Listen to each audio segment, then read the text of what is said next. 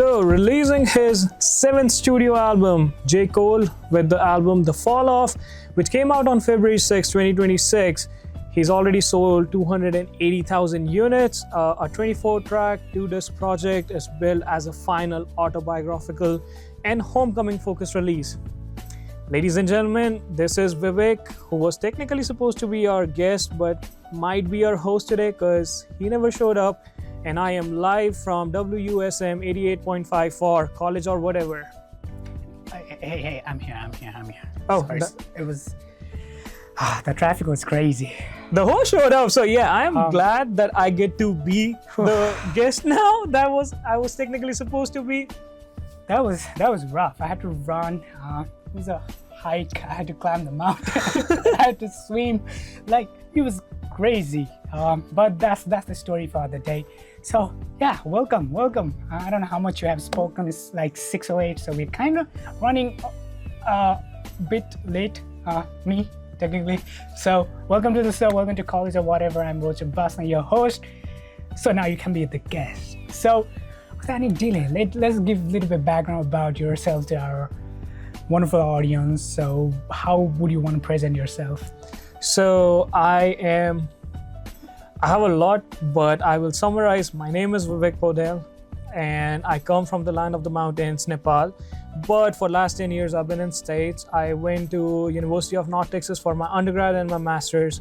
And then I came to University of Southern Mississippi for my PhD in communication. So right now I am a doctorate student studying communication while working as a GA and kind of engaged in media throughout with background in media dominantly. And it's one of the things that I love to do, but I also do research on media, so that's a little bit about me. Let me just add one thing. When you said that you had to climb a mountain and come, that reminded me of my dad. You know how our parents used to cross a river, climb a mountain just to go to school? I am glad we have the privilege that we just have to beat some traffic and come to university. So we should complain. Exactly. But yeah, that's amazing. We're gonna have a wonderful time tonight. So we have worked together. We have done so. That's how I actually met him for the first time. Was Beyond Border.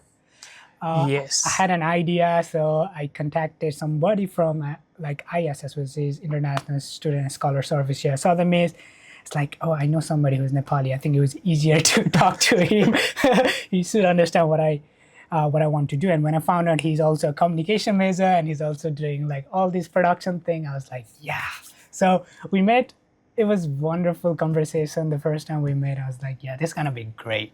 I remember we met in 2024 and Rochak pitched me this idea that, hey, I have this show that I want to present different perspectives of different countries and kind of similar topic, but about music, about dance, about food, a lot of topics. And I was like, I'm in.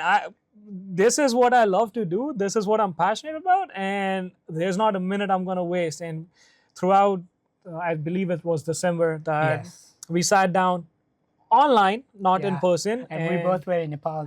Yeah, which I did not know. And I was like, so to the people who do not know, there's a 12-hour difference in USA and Nepal. So that means when it's 6 a.m., it's technically 6 p.m. back home. Mm-hmm. So he was sending me texts at 2 p.m. in Nepal, and I'm like, why is this kid up at 2 a.m. in USA? And that's when I realized he was also in Nepal. And we kind of coordinated, came out with this amazing idea, and we had that show, hosted an episode, ran as a host, did a lot of things here and there, kind of jack of all trades, to be honest. But we had some beautiful episodes, which I learned a lot from that. And now sitting a year later, knowing how much passionate Rochak is about media and everything, it's fun to be on this show as a guest now. Yeah, it's great to have you. Like, that show has taught me a lot, just generally, not just about the production, but also about the people, about how great the international community is over here at the Southern Miss, just generally people and how we feel how different the world is until you bring everybody together, start talking. Like, I think it was Kenya who would like eat certain food that was eaten in Nepal and India, and where I was very surprised to learn about that. We learned so much. It felt like it's a whole different universe, but at the same time, everything is connected. I specifically remembered, since you mentioned about Kenya, they eat roti, which is Yes. kind of like a tortilla, and that's eaten in Nepal and India also.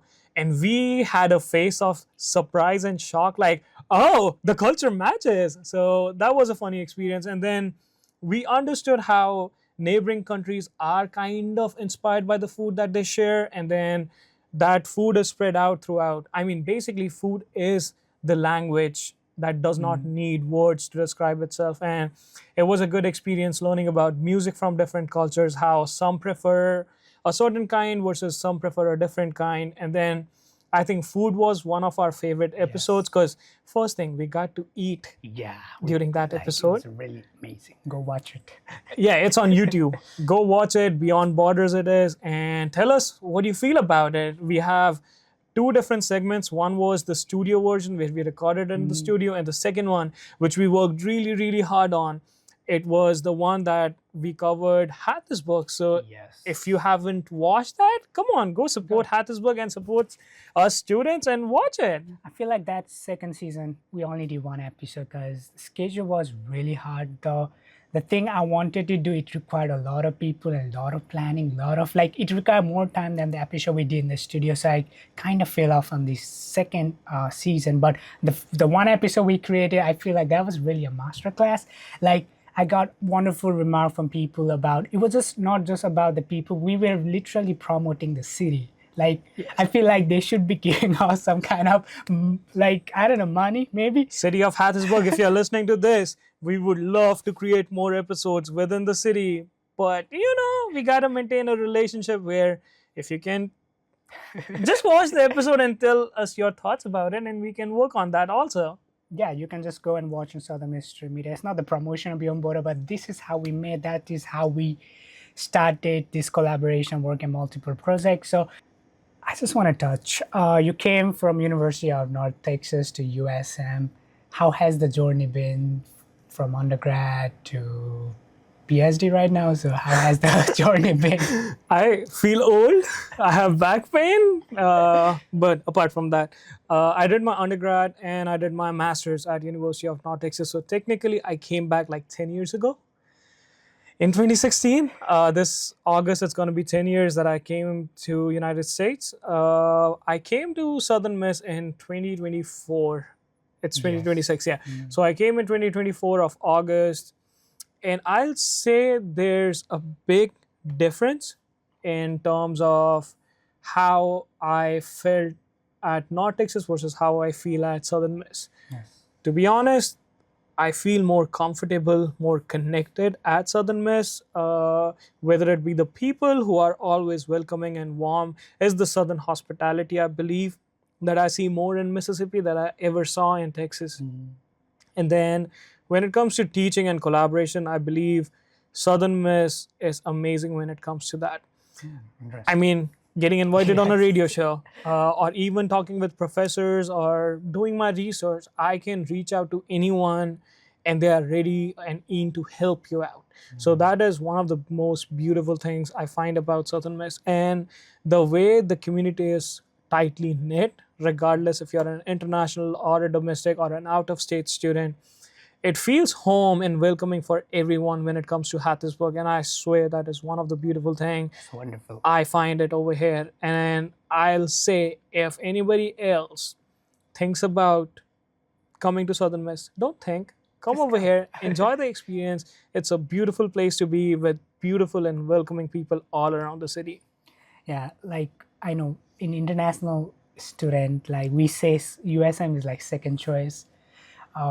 I think that was like I never had USM as second choice. It was just one of the choice from many, and it happened to be USM. But like I don't want to leave. Like I'm not ready to. I'm ready to graduate, but I'm not at the same time. Like, Yes.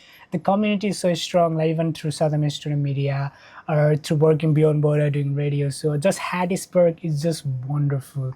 Just last week I went to downtown, and it was like I love. Like every time I go, I'm like just this is peaceful.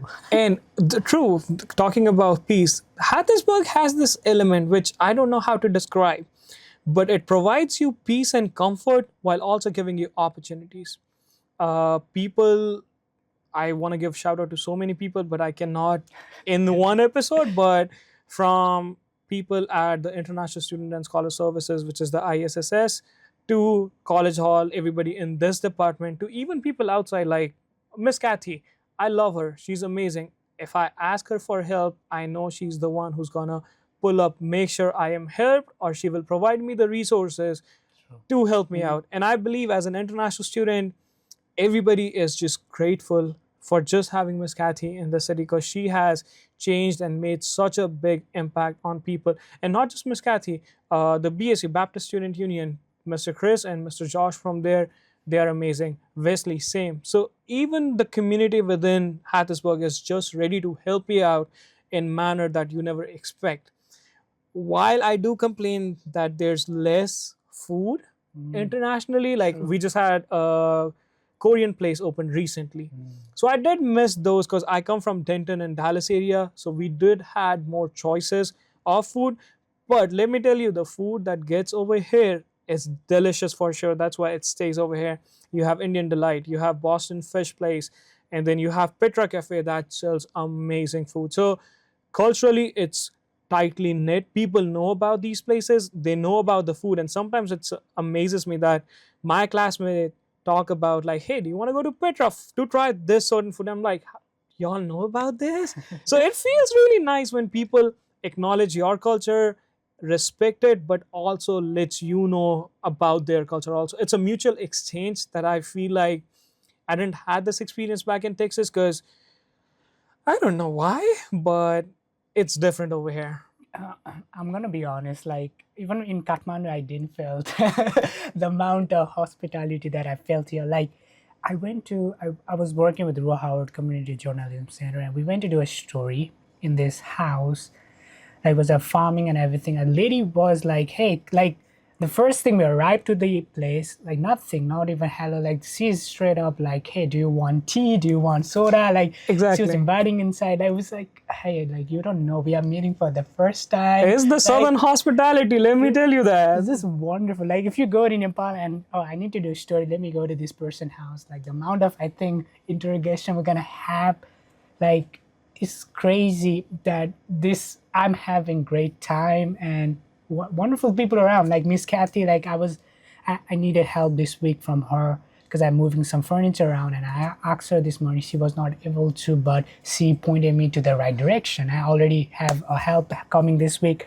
So just a little thing. I think beyond border, I'm gonna point out again that so because the one thing I also learned the way we did second episode was to showcase more people like that. Like we kind of did a good job. When I found out that Miss Kathy, that was the first video interview of Miss Kathy ever she Yes. did. I was like, really? Like nobody really did Interviewed that her, before. yeah. So it's just interesting. The plan is hopefully we can do more episode down the road because I'm still here for over a year because I do want to highlight more international, not just international, even like American people out here who has done incredible job. So just wonderful to be here. So college has been wonderful for you. Let me just add a little bit. And look, we are not promoting Beyond Borders, but that's our mutual connect. So apologies on that. But I remember Greta, who's from America. She's from Magee, 45 minutes from here. And I just asked her once, like, hey, we want to talk about education. Would you mind being on the show? She was instant. She agreed. And the way she agreed, oh my God, I love Greta. She's the debate coach, so she knows how to speak. But she was just ready to share her experience also. She was homeschooled. Yeah.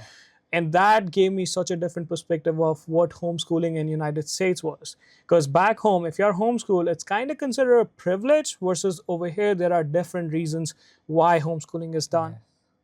And in the show, we not just limited to international students, we also had domestic students. We had Matt. Yes. I forgot what was the episode of. It was about nightlife or something like that. Oh, lifestyle. Lifestyle. That's So wonderful Matt, episode. being in a band, what his lifestyle, what his perspective of lifestyle in America, he shared some really good insights of what a day-to-day might look like and what a day-to-day for a person who is in a band and actively traveling looks like. So we learn different perspectives, but a lot about Beyond Borders, we will try and limit that from moving ahead. So you are a media person. You have Yes. done a lot of projects down the road, which has been, I think I'm kind of going back to like Beyond Border. But apart from Beyond Border, like what has been the hardest challenge and what has been the best thing of being in the media? Because you are doing research too. So just understanding from research, not personally feeling it, but what do you think is the hardest thing working in the media? So I will break it down in two ways. Because the reason I'm saying this is it is a whole different game when you work as an undergrad student in a team versus when you work in the real life. People say the big world, the real world. I used to be suspicious like, what do people mean by the real world? Am I not real yet? But once you go in that industry, it just treats you differently. When you're a student, you make mistakes, you get feedback like, hey, this is what you need to improve, this is what you can do. When you're working in team, you're like a 4 people team, maybe 1 or 2 people are working, 2 people are kind of just not putting the effort because they are not on the same page. And you need to understand that when you work in a team, especially as students, everybody has a different backstory, everybody has a different priority, a different perspective, and you cannot expect them to put the same effort for a certain project that you are willing to put 100% to. But once you go to the industry, creating stuff for national television or stuff like that, the thing changes. There is no lacking. If you lack, there's a high chance you get fired right away. And my first thing that I worked, the big project was I ran a national show back home while being in States because I was working overnight, working on scripts, providing feedback. So I was pretty sleep deprived since my undergrad, which I still am. But it was so hard to manage that while working. I was doing 18 credits a semester. I had on campus job and I was also doing that. And the thing was pitch clear. You do not put the effort, you leave the room. And that's how I built my experience. Then I started working for radio, worked for newspaper and advertising agency, and it was clear you do not put the effort, you are not going to be standing there for a longer time. And plus, in school, if you miss a deadline, you either get an extension or a point reduction and you can submit it. When you work in the industry, you run on deadlines. uh, I want to showcase this thing that changed my perspective is you could be the best creative person on this planet Earth, but if you're not on the deadline, they do not care. It's the deadline that runs the industry, not the work. You can provide as much as good within that certain deadline. That's how you shine. Yeah, that's kind of interesting to look because I actually need to do real world experience, which I'm really excited but kind of nervous at the same time. I'm hoping to get an internship this summer. I'm applying everywhere. I think I have good resume right now, but it's just I don't think. Do you think the resume really matters in our industry? I mean, in our industry, resume is kind of that thing that exists but is not seen that depth. My first instinct, if I want to look, is your portfolio. Yeah. Tell me what you've done. Your resume is gonna talk gibberish to me. If you show me the creative element, that's where I'm more intrigued. What have you done with audio? What have you done with the pictures? What have you done with the videos? Those are the things that matter to the people in the industry. Because in my resume, I could write the fanciest thing for the smallest thing I did. But if I cannot prove that with a portfolio that backs it up, they're not going to believe me. They're not going to trust me. And it happens so much because you might have the best resume that might cross the ATS system, whatever AI system that they have. It might cross that. But if you cannot back it up, especially for the media people with a good portfolio, it gets challenging. And plus, being international students, it gets a little weird also because many times company would have to think about the sponsorship things that run behind the scenes. And what I've personally dealt is people are ready to hire you, but once they know that they need to provide you sponsorship, they need to do the visa things, it's a whole different nightmare that many company try to avoid it. And there's a chance they might not, they might have to go to a different candidate just because of those reasons. So job hunts as an international student is going to be challenging, and especially choosing a path that how in typical Southeast Asian countries they do not prefer.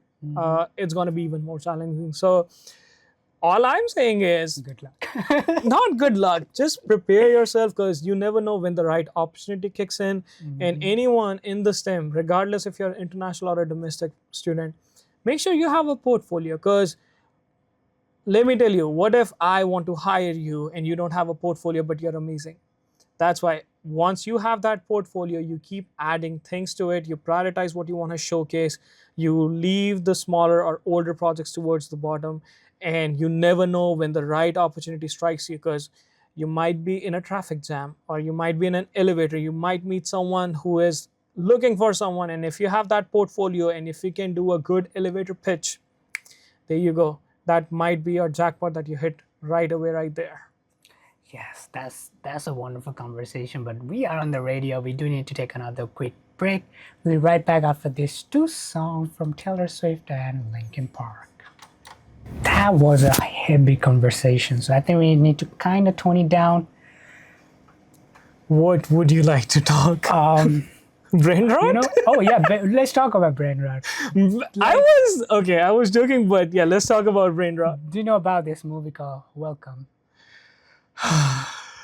This is an amazing movie, by the way. That should tell you a lot about the movie itself.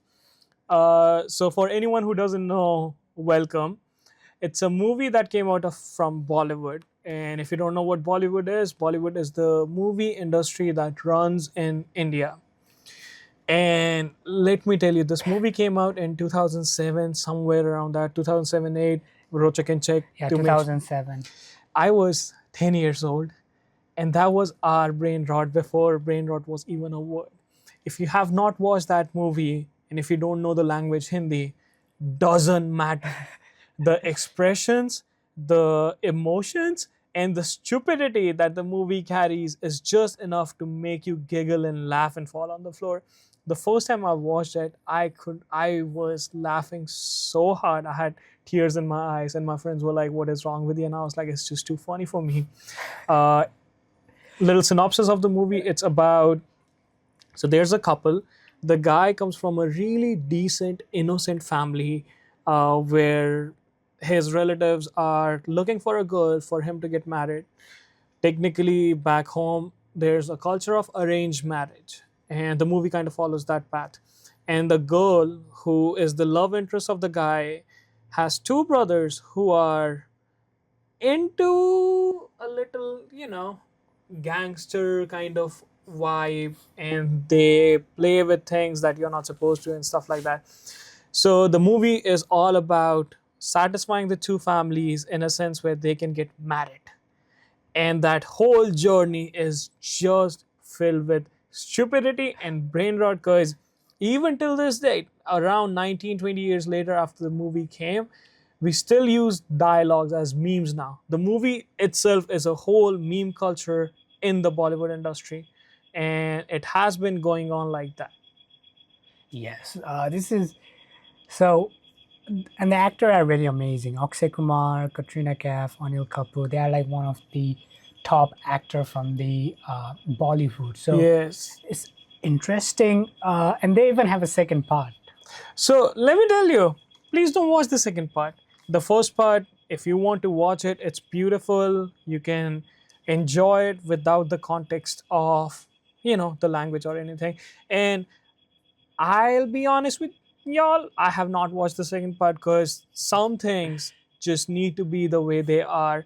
And there's nothing that can match that level of stupidity. And there are other movies like there's Hera Fairy, there's what else is there? There's a movie called Dhamal, which is they're trying to find a treasure of some $1 million, and a man who's about to die tells them that, hey, there's this much amount of money hidden in this, and there's a journey of multiple people trying to get to that place and find that money. Then there are even other movies that are just stupid, and the beauty of those movies is even if you don't understand the language, is the emotions, is the pain or the humor that they are going through that you understand, and you just have to laugh because this is just that stupid. And most of this movie are free to watch on YouTube if you are curious, so you can go and watch it. So we're gonna go to international today and talk about some Indian movie because it's one of the biggest industry we all know. We're also gonna touch a little bit movie from back home in Nepal, and I think growing up I watched a lot of Indian movie. Right now I don't watch a lot. I watch only movies that are really popular, like RRR from like some part in India, which is not a Hindi movies. I don't know which It's a language. pan India movie that covered Yes. it was dubbed in Hindi, but technically it came from a certain south part of India. It's a whole industry within itself. I might butcher it, so I don't want to tell which part technically, but it was done by this great director, and the actors were also amazing, and it won Oscar for the music, I believe, as much as I can remember correctly. Yeah, I think so, but I'm not sure. But we gotta fact check that thing. But yeah, there's like some of the wonderful movie in India, like Three Idiots. That is something I can think of. Like, I kind of watched that movie probably in like COVID time, but I think I cried. Wow. um I was a baby when I watched that movie, and him telling that he watched it in COVID, which is, I'll say, 5 or 6 years ago. Yes, COVID was about 5 or 6 years ago. Yeah, that just threw me off because I was a baby when I watched that movie. No, like I knew about the movie, but I just didn't have to watch it. But I was like, one day let's watch it, and this is really nice, well made, great actor Amir Khan, big fan. He was recently in KSI video on YouTube. I was watching Yes, he that was. video. That was wonderful. But yeah, Three Years is one of my favorite. Growing up, I also was the first superhero movie. Krish. If you were expecting Superman or Spider-Man, no. The first Bollywood superhero was actually Krish. Yeah, that was my favorite movie. Like every time it used to come on TV, I used to just watch whole movie. Like I used to love it. But recently, I tried to watch it. The VFX was I mean, questionable. on a retrospect, when you watch these movies that you grew up watching, I believe as the nostalgia element that still keeps me attached to it. But if you do it through a critical lens of like cinema and everything, boy, they are bad.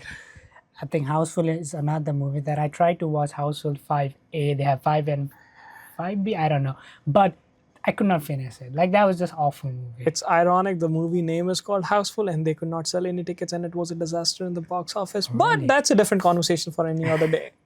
And another movie I could think of is PK, which actually I went to theater with my mom. That was actually that movie. That is also like acted by Amir Khan, and I think PK is one of those movies which really talk about religion in very, I don't know, like it's just interesting. I felt So the whole take of PK was about religion, but in such a beautiful manner that it kind of gave you the idea of what they wanted to show you without being offensive to any one certain religion. Their whole message about the movie was, what if an alien comes to planet Earth and he meets different people who believe in different things and he's trying to find the balance of like who to trust. And the movie shows of how there are people who might take benefit of people who are innocent in the name of religion, and it's portrayed in a beautiful manner. So I think that is the beauty of PK, because Amir Khan, great actor, and the way he portrayed his character in that movie is just beautifully done. Also, we've talked a lot about Amir Khan. Another one that I grew up, I believe half of the world knows about, is definitely Shah Rukh Khan. yes, He has done a lot of movies. As a kid, there was a movie called Swades, which basically means home country. I never liked that. I felt it was really slow. It was really, kind of dull. But as you grow up, you understand what the meaning of the movie is. It's kind of like Godfather for me, because when I was kid, I could not watch Godfather because that dance scene was like, hey, what is going on? But later, when I was 19, 20, when I could understand, critically think, Godfather was beautiful for me.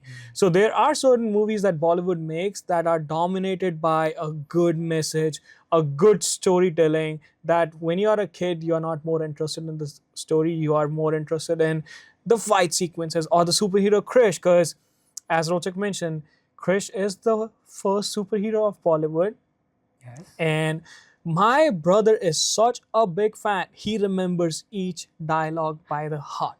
He can close his eyes and he can just uh, say the dialogues that are running on the Amazing. screen. He was that, and he made me watch that movie about 15 times in a month. So imagine the torture that I had to go through for that. But yeah, like, what do you think? Like, we kind of talk about the Oscar a while back over here in our first episode. Like, what do you think is not allowing Bollywood to compete in the big awards? So, dominant movie are being the English movie. Like, what are they looking for? Or what do you think? Because Bollywood are making ton of money over there. Like even Yes. in like Middle East, it's really popular. I'm not sure about the Europe, but like Bollywood has control over multiple country, multiple nations. They are amazing too. Some of the movie are best, like can compete with a lot of bad Hollywood movie who are even getting nominated. So, what's your perspective on this?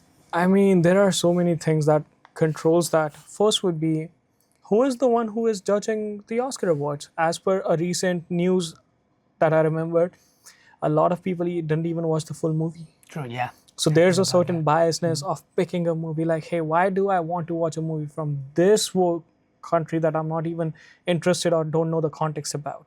Versus you have a certain bias of watching Hollywood movies because you believe and think that they are going to be superior, definitely. There are certain movies in Bollywood that I can recommend some. Newton.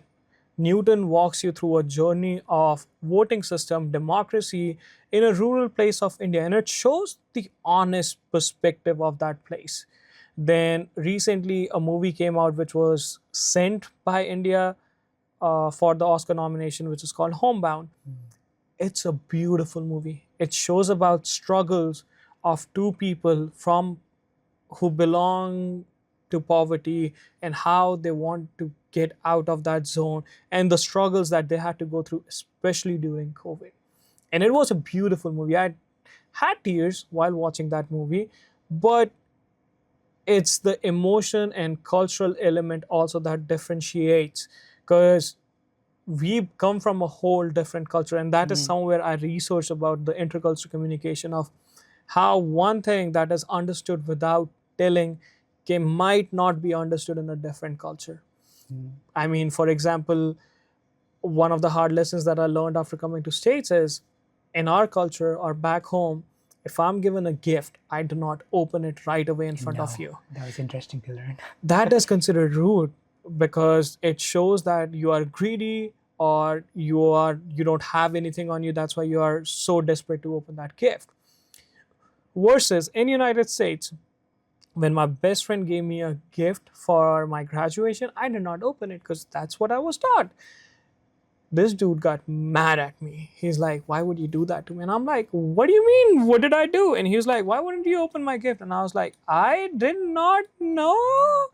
And that's where I was like, oh, so in United States, usually you open the gift to show your reaction to the other person of how you feel happy about that gift and show them the actual emotions that you get when opening that gift.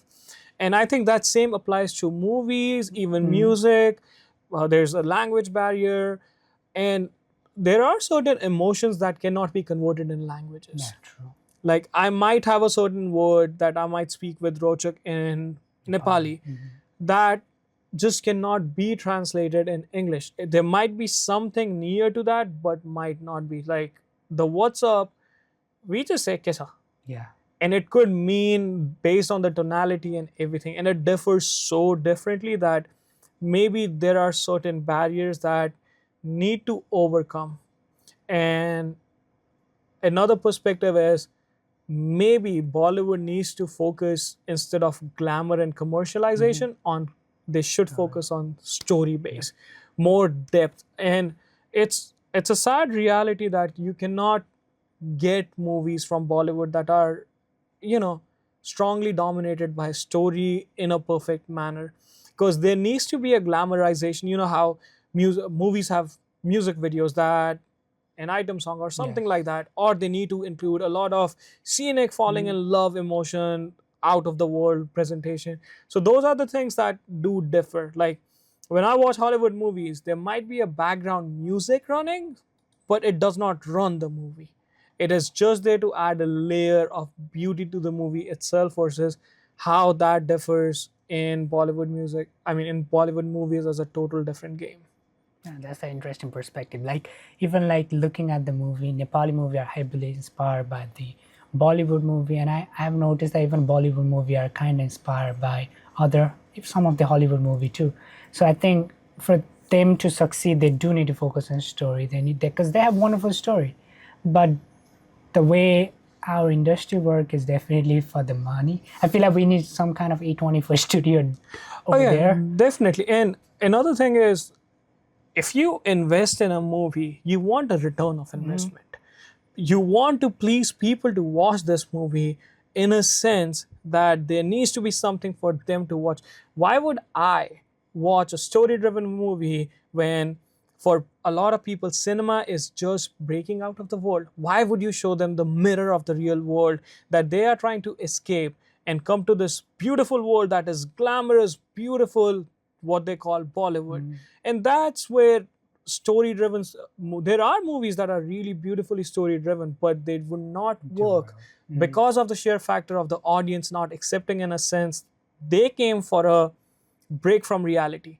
Cinema in Southeast Asia works dominantly different than it works in United States, and that's where the perspective for you do not make movies for Oscars. You make movies for people to break their reality, enjoy a 2 or a 3 hour movie that takes away all their worries, all their fears, and just get involved in those movies to have a really good time. Yeah, and the people making fun of Bollywood movie about the physics and everything, like doing kick, that's what's fun. Like that's what people want to watch because the life work differently in the West and the East, and the way, yeah, like you say, people go to watch the movie to escape, and that is the thing they enjoy, and that's how the movie are sold. So we are running out of time again. I hate to say this, but we have 5 minutes left. So any final thought before we wrap up? We talked a lot about Bollywood. I do want to mention some Nepali movies, and I know we are tight on time, but if you want to watch Nepali movies, there's a movie that came out about 2 weeks ago. It's called Unko Sweater, which basically means woolen sweater. The way they have done the cinema for that, the shots they've taken, the recording they've done, it executes Nepal in the most beautiful manner that I've watched yet in a movie.